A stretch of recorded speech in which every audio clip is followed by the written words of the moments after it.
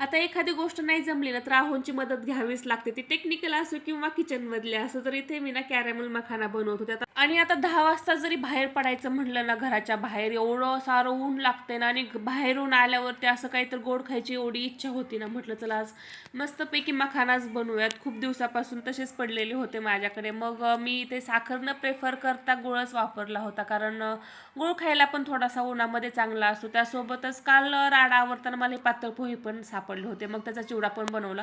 मग असं दुपारी खात बसायला ना छान वाटते, एकदम क्रंची पण झाला होता.